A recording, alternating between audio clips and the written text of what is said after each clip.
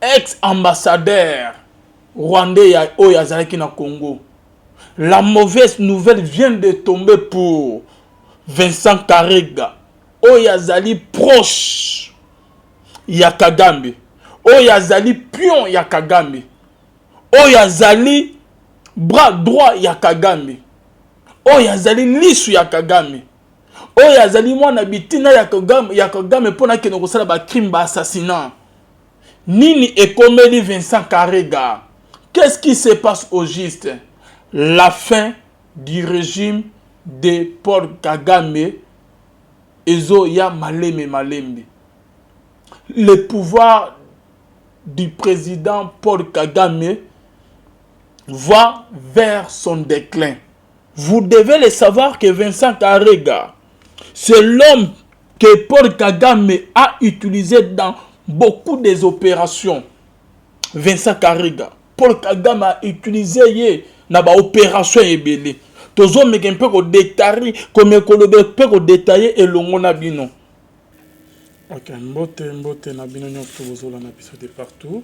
Merci beaucoup. Boye yimalamu na émission na biso rien que la vérité tolobato. Tokoloba kaka bayimbo kanyons to bazolanda biso toujours na cadre émission na biso lelo to toujours pour ko informer bino na maimazole kana na mboka na biso baje ya francophonie et bandé déjà lelo en tout cas ezole ka kitoko makasi ko le ka festation na mokonzi ya mboka Fati Beton en tout cas organisation nyon surtout ezole ka bien malgré que bitumbi ezalaki mwa makasi banguna ya mboka banguna ya Congo OK batele maki ko bonisa baje ya francophonie pone salamate et les canate ma camion tout ezala malamu te mais nangolo nzambe nzamba confondre banguna ya Congo j'ai ya francophonie ezole ka bien et bandi lelo.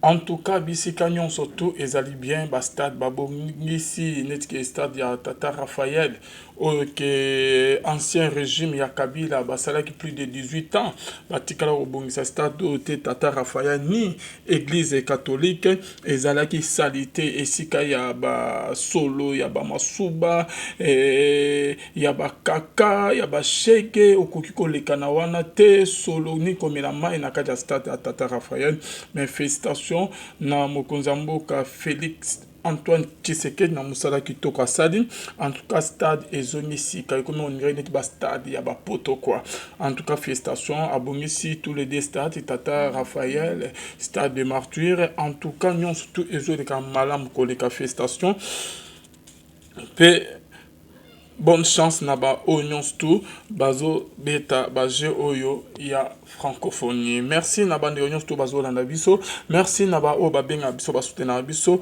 pour votre information sangomore panzana ki avant que Jean-Marc Kaboun ba libéré Abimi Azui liberté et za nango lokuta et fana informé bino depuis kala eza nango masolo ya lokuta Jean-Marc Kaboun aza toujours na prison na makala na selile na ye esikanini azolia mvungule aza toujours kuna azali abimite pe atikali kosenga jusqu'à présent liberté provisoire ateke on a beli santé dérangé non ya atikali kosenga nka aza toujours na prison ya makala pe nanu azui liberté te pe ba libéré yete lisolo ya ba masolo lisusu ya mboka na biso mapona mikala minite élection OK opposition ba telemedi opposition bazo ba même langage te lelo bazali divisé bazo ba même langage te koto ya Martin Fayulu ya lobika ko se présenter na ba élection te koto yo Moïse Katumbi bazolo même langage na yete koto Kabila même donc opposition ba opposant bazali ya kokabwana bazolo ba même langage te donc maponami bien sûr ekozala na 2023 oyo na décembre maponami ekozala na ba onions tout ba bana kolinga ke non tokene na dialogue ba solo la pona ba intérêt na bango ba sala partage ya gâteau en tout cas makanisi na bango ba projet na bango kwe na mai et mokonzi na mboka azali déterminé que élection esalama na ndenge esengeli pe esalama na kimia nyonso tout koleka transition o bamiso bazoba ke transition ekosalama o ya 2 ans sans Félix Tshisekedi o docteur Mukwa Kende arozana mutu ya transition wana ezali maloba na bango pe makanisi na bango ezali ya mokonzi ya mboka te élection esalama va même élection législative nationale oyo mokami ya seni alobi déjà mokami ya seni alobi ke a enregistré plus de 20 000 candidatures donc pour 500 sièges. Donc en 2018 ils avaient 15 000 candidats mais awa ezali 20 000, plus de 20 000, 20 000, mais plus de 20 000 candidats au Québec sont enregistrés pour la Mapunami. Il y a 2023 où il y a 2023 na décembre pour la place il y a 500 sièges dans l'Assemblée nationale. Et que les Caboni bien aimés, en tout cas, il y a déjà plus de 20 000. Car pour la place il y a 500 sièges. Banani bakoleka te tricherie ko salamate et ko salamate. Tout le monde aligné comme député, tout le monde aligné que akeno kolobela mboka na biso akeno kolobela peuple. Et belé bazo sala ba campagne bonabo mais ba comme peu kuna ekomi que le ventre d'abord. Ba bosani peuple balobela sous peuple te ba député ba koteki na assemblée nationale. Oh balobaki ke bakolobela peuple bakolobela Congo depuis lolo bakenda. Bazonga su kota la base na bango te babosana na bango base na bango babosana na bango ke ba voter ke bampona ke ba lobela peuple ba défendre peuple mais bango ba ki par sute comment que salaire na bango liboso mbongo liboso bazoza la corrompu bazoza bambongo en tout cas ma ventre na bango ne comment que liboso ke le peuple est à la liboso mais cette fois ici nazo senga na bande réunion to bazola na biso peuple congolais to za la mayele to voter ka bi voter la te to voter ndeko oyoke ba oyoke ba ko zana na souci ya pe ba oyoke ba raisonner ba député nyonso net ba Daniel Safou ba Mike Mukeba ba député nyonso ba kei ba dans l'Assemblée nationale et sengeli ke ba dépisté wana bazonga le souci ata moko na bango za le souci pas très ba tika ko sel eloko moko ya malonga te pendant tous ces 5 ans. Basele lo mote bango ka mbongo na bango liboso ko corrompre bango ko tamula na ba jeep et donc ba gars tout côté la base na bango te ceux qui ba voter ba changer ba quartier ba changer ba commune ba kombo va na ba GB na ba Gomé na ba Montfleury donc ba bosani na bango que non base na bango bazo exister quelque part batini bana na bango na ba poto base na bango na ba poto ba kombo bi na ba miner ba zuzu ba makangu ba bosani bistigo ba wuta ba kitarasu na base na bango te mais cette fois-ci to za mayele ebele ba telemi ko sa ba propagande ba publicité ba ni ko ba banderole ba affiche o ba ya ko sabino na chapeau te polo te nini te non cette fois-ci to za mayele ata mon côté aleka de sous ba o ba si ba sala biso mabe ba zonga li sous te bazonga lisusu te totelemela vraiment bango pe ekopesa leçon na ba o nyonso tout batikali bien aimé tozala mayele to voter tout avec conscience na biso to longola polo soki ba peso polo lata polo ba peso kepi lata kepi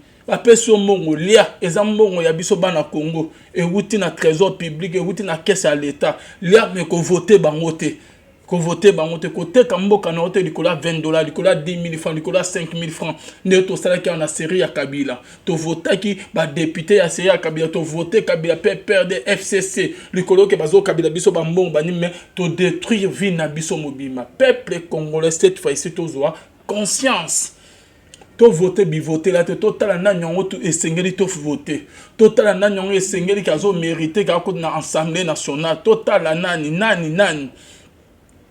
C'est ce qui est très important. Et ton l'équipe toujours continue toujours dans l'émission n'habite toujours na liwa ya Cheribo Okende ba révélation zo bima se ko bima de jour au jour famille bazo baso même langage te koto yo bien aimé dans bande muso bazo ba que Moïse Katumbi aurait proposé à la famille de Cheribo Okende d'aller vivre au Canada. Ezanini ezali corruption Moïse azolinga ke asoma famille ya Cheribo Okende moi sine na bana na atina ba on Canada ou comme est-ce que Canada et que si ça passe douleur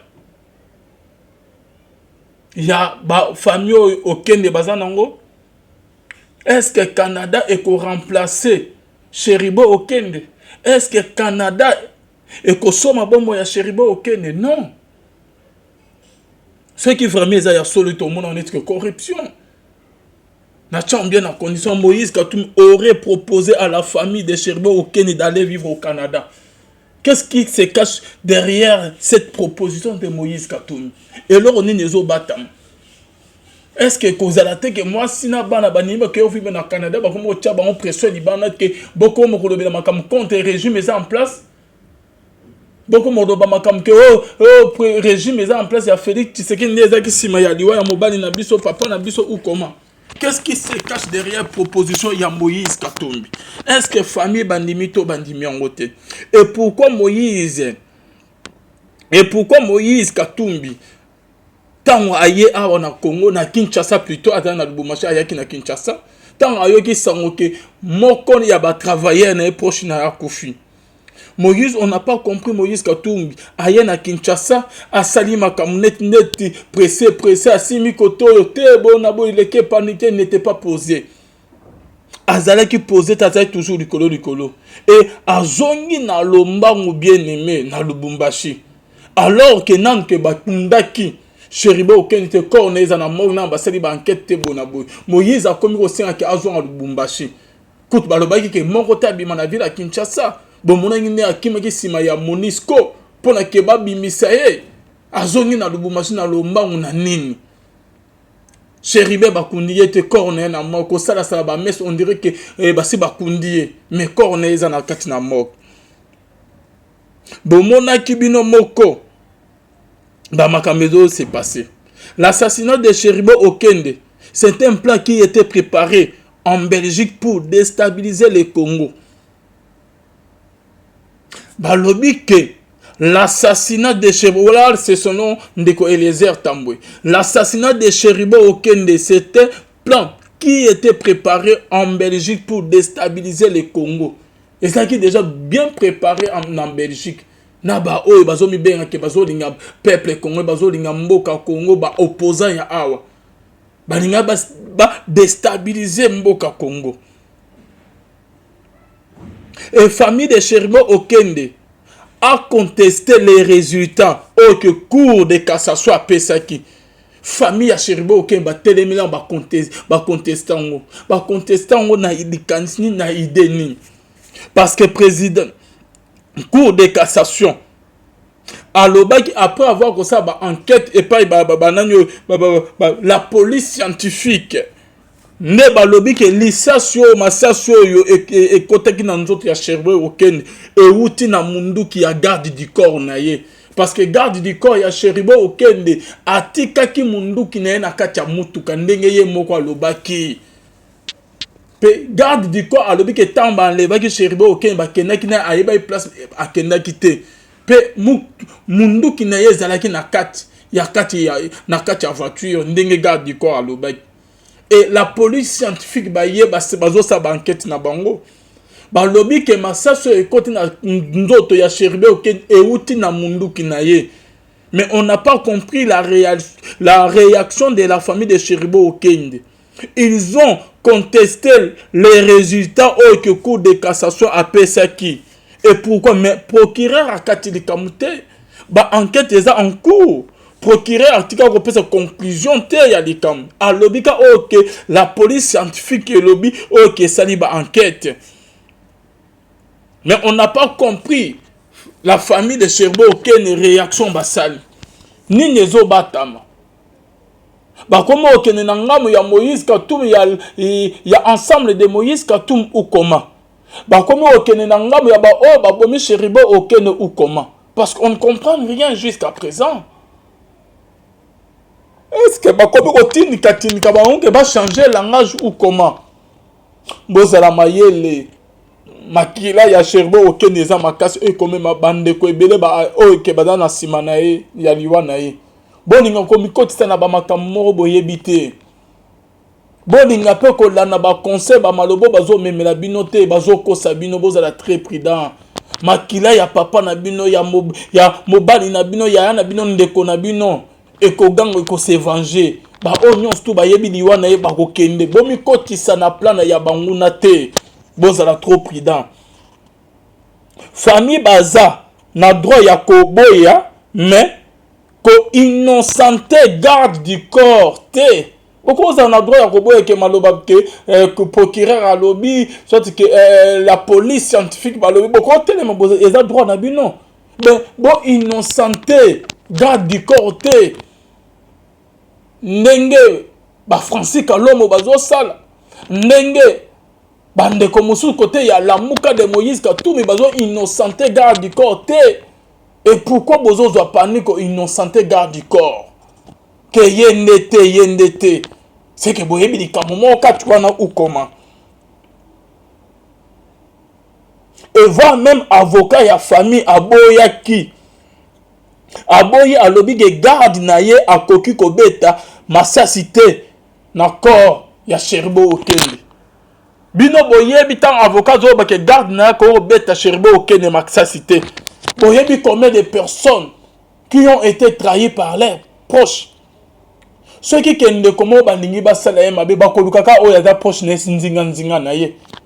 Mouze Laurent Désiré Kabila le père. Nani yango abetaki ye masasi. Balukaki musika te ka nzinga na ye ba oyo bazali pemene ba garde na ye. Combien de ba présidents en Afrique ils ont été assassinés par ba garde na bango. Parce que yo ndenge nini ko confirmer ko ba ke garde na ye akoki kopeta ye masasi te. Yende saint ou comment? Biso pe tolobite ke ye muta beti ye masas tozo supposé pe enquête tozo salama neni bozo ni ko innocenté garde na ye tandis que enquête na nullité ezali kamwa kamwa qui sont derrière la mort de Cheribo Okende ba o bada sima Cheribo liwana misusu bazolela misusu bazolela bazo mibimisa ke baza malamu bazo mibimisa ke non balinga Cheribo Okende tant qu'azalaki vivant te que bando qui sont alliés abomine de connaître proche na maman na tata na leki na ye de connaître ami na ye ndoki wana lela makasi na matanga ala kisaka bolingo makasi ke yenda bana ko linga makasi nzoka ne yende mutabomi ye famille sengeli bazala très prudent bala na mupepete maloba te ba conseil biyoka yorate ba kanga matoyi. Famille, c'est pas le bien que le Seigneur va faire l'autopsie et que salam. Procureur n'a pas conclu.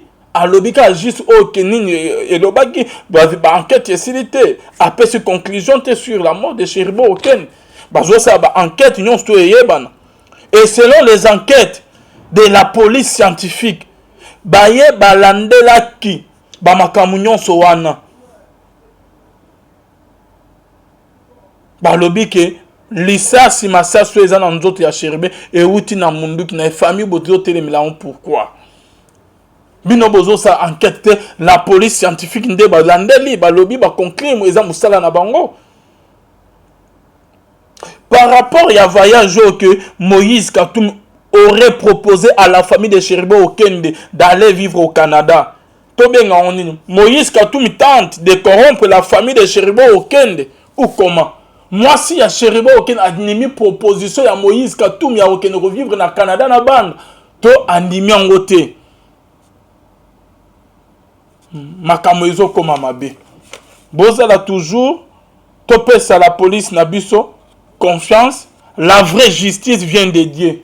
Et nzamba ko la justice pona liwa ya Cheribo Okende. Nzambe akosala justice na ye. Ekoleka boyete. Ba o nyonso to bango na Congo ke basalaki pona ke ba détruire ba nuire mokonza mboka. Nzamba zo confondre bino. Ba bunisaka choix ya Nzambe te. Ba bunisaka Eli ya Nzambe te bokozala confondu. Toleki na deuxième sujet na biso ya lelo ezali concernant makambo boyokaki partout tozo mekape kolobela na émission na biso ya lelo concernant likambo ya Vincent Carregas.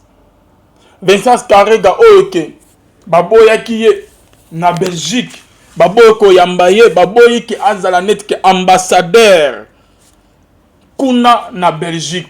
Qu'est-ce qui s'est passé qu'est-ce qui s'est passé réellement? Belgique, pourquoi aboyai Vincent Carregas azala bachaye ambassadeur ya Rwanda na Belgique? a représenté Belgique, a représenté Rwanda na kati ya Belgique. Pourquoi baboyi? La mauvaise nouvelle vient de tomber pour ex-ambassadeur rwandais Oyazalaki na Congo. La mauvaise nouvelle vient de tomber pour Vincent Karega Oyazali proche ya Kagame, Oyazali pion ya Kagame, Oyazali bras droit ya Kagame, Oyazali lisu ya Kagame, Oyazali mwana bitina ya Kagame pona keno kosala ba crime ba assassinat. Nini ekomeli Vincent Karega? Qu'est-ce qui se passe au juste? La fin du régime de Paul Kagame ezo ya malembe. Le pouvoir du président Paul Kagame va vers son déclin. Tozo mekako expliquer bino ba makamongo pourquoi Belgique aboyi Vincent Karega azala ambassadeur ya Rwanda kuna na Belgique, azala comme représentant ya Rwanda na Belgique. Vous devez le savoir que Vincent Karega, c'est l'homme que Paul Kagame a utilisé dans beaucoup des opérations. Vincent Karega, Paul Kagame a utilisé ye na ba opération ebele. Tozo mekempe ko détailler comme ko pe ko détailler elongo na bino. Vincent Karega était en Afrique du Sud. Il était ambassadeur ya Rwanda en Afrique du Sud.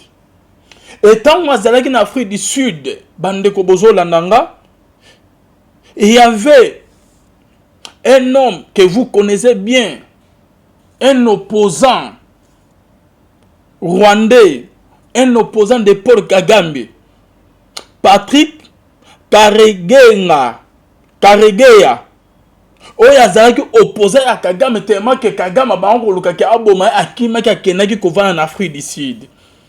Et quand que Vincent Karega était ambassadeur na kati ya Afrique du Sud, papa nabiso Patrick Karegeya tant akenaki kobatama kovanda na Afrique du Sud, il était en Afrique du Sud. Et papa Wazaki, les responsables militaires, les responsables des renseignements militaires extérieurs du Rwanda avaient été retrouvés morts, assassinés dans un hôtel.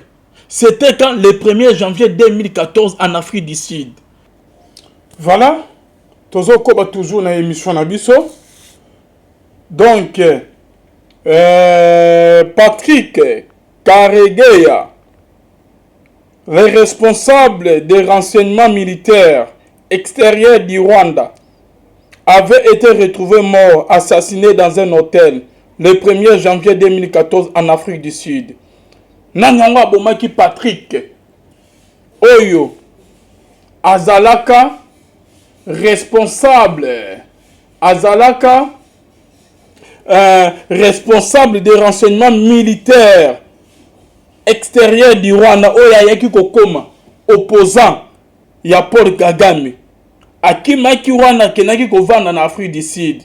Et il a été retrouvé mort dans sa chambre de l'hôtel le 1er janvier 2014. Et bah oyo bomaki yenan sima ya liwana, c'était Vincent Karega, l'homme qui est ambassadeur kuna ya na Afrique du Sud ya Rwanda. Oyo azali l'homme que Paul Kagame utilise dans des opérations. Ce qui opération ya kobomande komoko opposant politique bonaboy. Kagame utilise toujours Vincent Karega pour a éliminé opposant na politique quoi. Et puis 3 mois plus tard, soit le 12 mars, toujours à la même année 2014, Kagame a sali du Sousounine. Boyo que ça toujours la même année, 3 mois après l'Iwa, il y a Patrick Oy Azalaki responsable des renseignements militaires extérieurs du Rwanda Oy akomaki opposant ya Kagame. Tant akomi opposant basali tout ke baboma ba ko retrouver que akufi le 1er janvier 2014 en Afrique du Sud. Après 3 mois, le 12 mars 2014, on a voulu assassiner un autre opposant au nom de Faustin Kalumba en Afrique du Sud. En dehors, on a tenté ko bomaki pe babomaki bandeko mususu. Ebele kuna ya ba Rwanda ba opposant o baba ngo tema Kagame na Rwanda.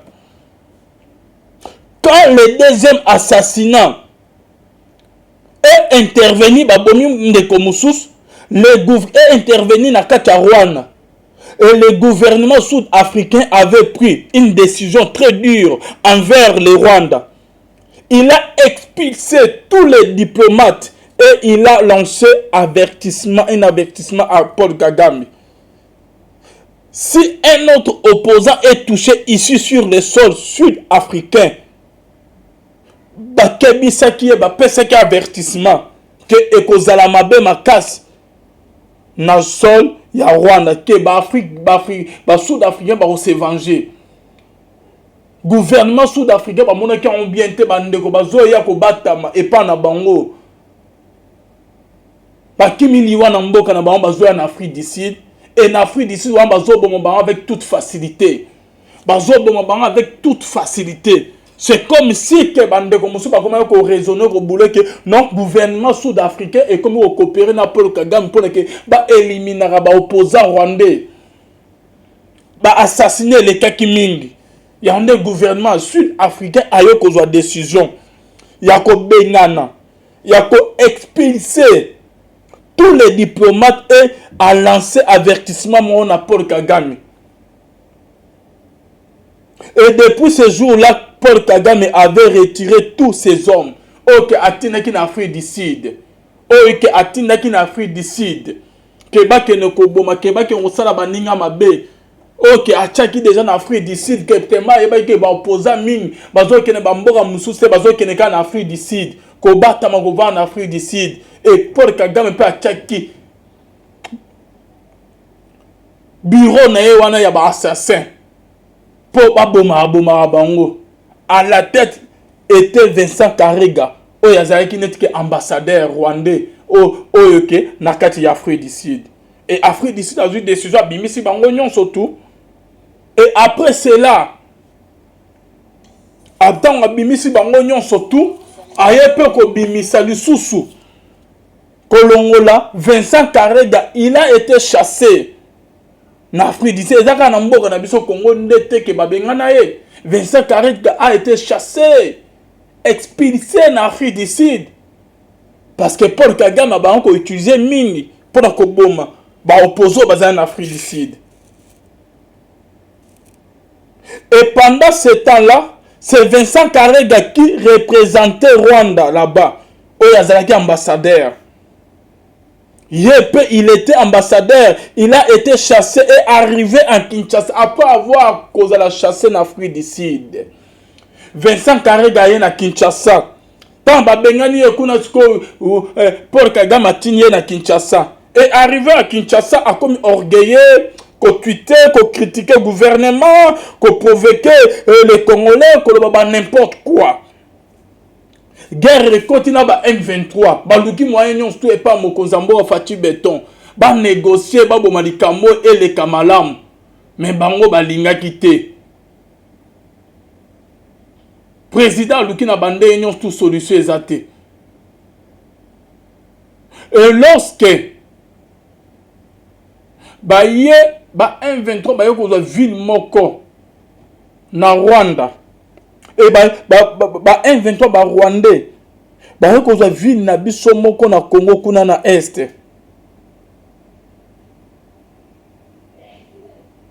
Je crois même que vu wana comme on est un village wana Kiwanja.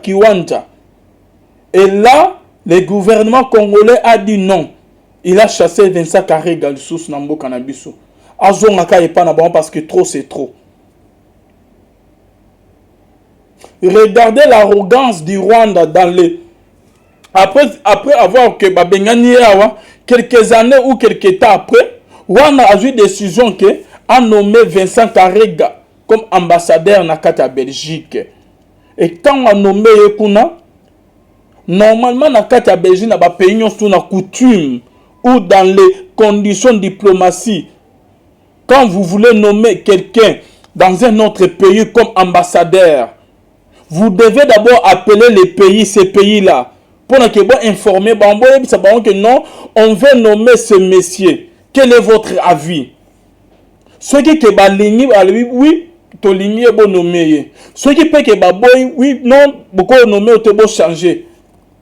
Mais bango arrogance, orgueil na bango, ba nommer Vincent Karega comme ambassadeur ya Rwanda dans la Belgique, sans que la Belgique a informé, sans que ba informer Belgique, ya monde Belgique a boya qui ko recevoir Vincent Karega, a boya qui ko recevoir ye kondimanini na ye.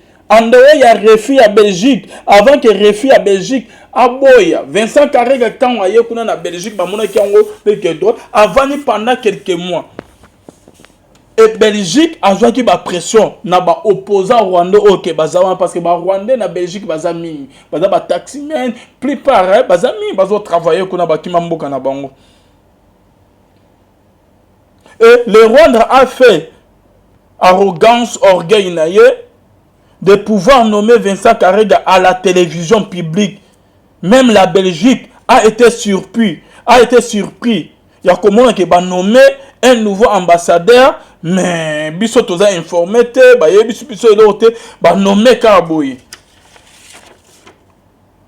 Et Belgique yé mo bazala ki surpris à kamwa ki par rapport à la nomination il y a Vincent Karega.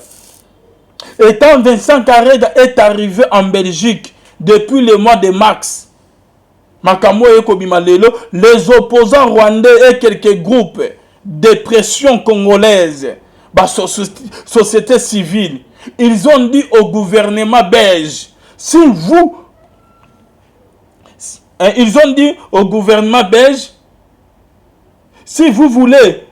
ne voulez pas la paix ici en Belgique, acceptez ce monsieur. Qui mieux vous allez en Belgique? Voilà le parcours de ce monsieur Vincent Karega. Partout où il est passé, à Tikiba mort, abomi bandeko ba opposant mingi Rwanda place nyonso à l'eki na Afrique du Sud même à na Congo. Ba pesi ba lobeli Belgique te adali criminel, azali mobomi. Belgique adali na équation à kokoka koza décision na yemba la mort et je qui vraiment attend. Depuis moi sti comment na moi ya jiande ayoko annoncer que toboyi kozwa kondima que Vincent Karega zanet que ambassadeur awa na kata Belgique. Parce que Vincent Karega tamoni mabe partout à l'équipe. Abomi ba Rwandais mingi ba opposant Rwandais mingi. Et na kata Belgique ba outu baza mingi. Et la Belgique, belge, ils ont refusé que Vincent Karega arrive en Belgique.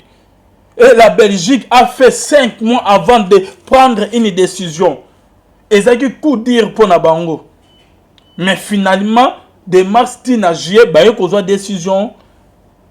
Yakoboya, Vincent Karega est ambassadeur dans la Belgique. Et vous devez savoir que vous, les Rwandais, dans Paul Kagame, quand on refuse déjà votre ambassadeur, ça veut dire quoi? Ça veut dire qu'on ne veut plus de vous. On ne veut plus de vous dans Kachamboka Wanda. Tant déjà que Belgique est bon ambassadeur na bino. Parce que l'ambassadeur a représenté Mboka. Ça veut dire qu'on ne veut plus de vous dans Kachamboka Wanda. Bazo considérer bino du sous-souté. Beaucoup que vous pouvez choisir un autre et vous l'envoyez là-bas. On les refuse aussi.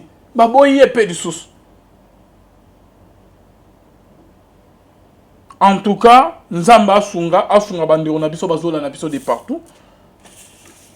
Oh, ils ont annoncé qu'à fin ya Paul Kagame a commis na suka na ye. Ça s'annonce déjà mal pour naïe. Merci Naba O balandi biso du début jusqu'à la fin. Merci Naba O ba benga biso. Merci Naba O ba soutenir musala oyo. Merci Naba O pe basala ba remarque boko benga biso ko komela biso ko pesa biso ba information muso o ke biso to yebite. Soit ko bakisa makanisi mususu likolo ba o nyons bi tout biso to lobi na poko lelo et ko zala bien makas. Nzamba zala na bino to monani mbala sima toujours na émission na biso rien que la vérité to loba te to koloba kaka to koloba. Ba ko za ville na biso moko na Congo kuna na est. Je crois même que vu wana comme on a un village wana Kiwanja. Et là le gouvernement congolais a dit non. Il a chassé Vincent Karega du sous Nambo Canabiso. Azongaka et pas bon parce que trop c'est trop. Regardez l'arrogance du Rwanda dans les après avoir que Babengani quelques années ou quelques temps après, Rwanda a eu décision que a nommé Vincent Karega comme ambassadeur na kata Belgique. Et quand on a nommé Yekuna, normalement na kata Belgique na ba pays nyonso na coutume ou dans les conditions diplomatie. Quand vous voulez nommer quelqu'un dans un autre pays comme ambassadeur, vous devez d'abord appeler les pays, ces pays-là, pour que vous informer, que non, on veut nommer ce monsieur. Quel est votre avis? Ceux qui que oui, to ligné bon nommer. Ceux qui peut que oui, non, beaucoup nommer ou te bon changer.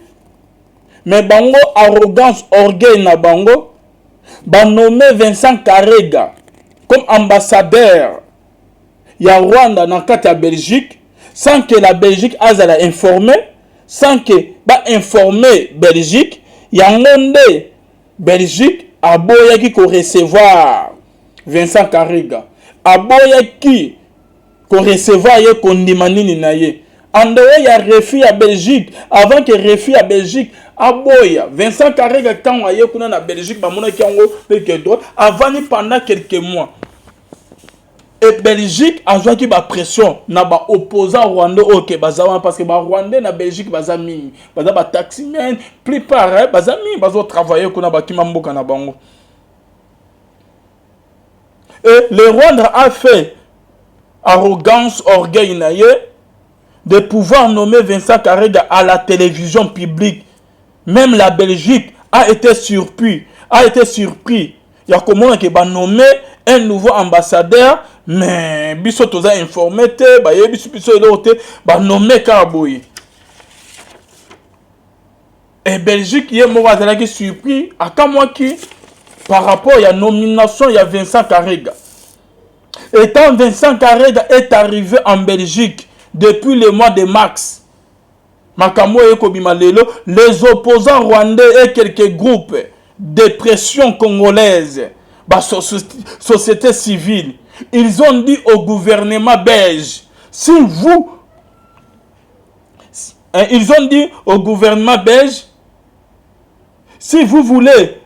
ne voulez pas la paix ici en Belgique, acceptez ce monsieur.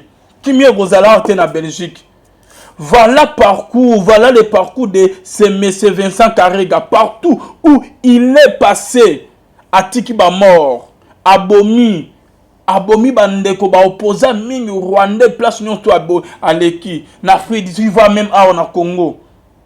Ba pesi ba lobeli Belgique te adali criminel, azali mobomi. Belgique adali na équation à kokoka ko za décision na mbala morte et je qui vraiment attend. Depuis masti comment na moi ya jiande ayoko annoncer que toboyi kozwa kondima que Vincent Karega zanet que ambassadeur awa na kata Belgique. Parce que Vincent Karega tamoni mabe partout à l'équipe. Abomi ba Rwandais mingi ba opposant Rwandais mingi. Et na kata Belgique ba outu baza mingi. Et la Belgique, belge, ils ont refusé que Vincent Karega arrive en Belgique. Et la Belgique a fait 5 mois avant de prendre une décision. Et ça qui coup dire pour Nabango. Mais finalement, de mars tina juillet baye kozwa décision ya koboya Vincent Karega aza ambassadeur na kati ya Belgique. Et vous devez savoir que vous, les Rwandais, na Paul Kagame, quand on refuse déjà votre ambassadeur, ça veut dire quoi? Ça veut dire qu'on ne veut plus de vous. On ne veut plus de vous na kati ya mboka wana. Tant déjà que Belgique est boy ambassadeur na bino. Parce que ambassadeur a représenté mboka. Ça veut dire qu'on ne veut plus de vous na kati ya mboka wana. Bazo considérer bino di sous-souté. Beaucoup occupé comme que vous pouvez choisir un autre et vous l'envoyez là-bas, on les refuse aussi. Baboye pe du sous. En tout cas, Nzamba asunga bandero na biso bazola na biso de partout. Oh, ils ont annoncé qu'a fait ya Paul Kagame. Paul Kagame a commis na suka na ye. Ça s'annonce déjà mal pour na ye. Merci na ba o balandi biso du début jusqu'à la fin. Merci na ba oyo ba benga biso, merci na ba oyo ba soutenir musala oyo. Merci na ba oyo pe basala ba remarque boko benga biso ko komela biso, ko pesa biso ba information muso o ke biso to yebite. Soit ko bakisa makanisi mususu likolo ba o nyonso bi tout biso to lobi na poko lelo e ko zala bien makasi. Nzamba zala na bino to monani mbala sima toujours na émission na biso rien que la vérité to loba te to koloba kaka to koloba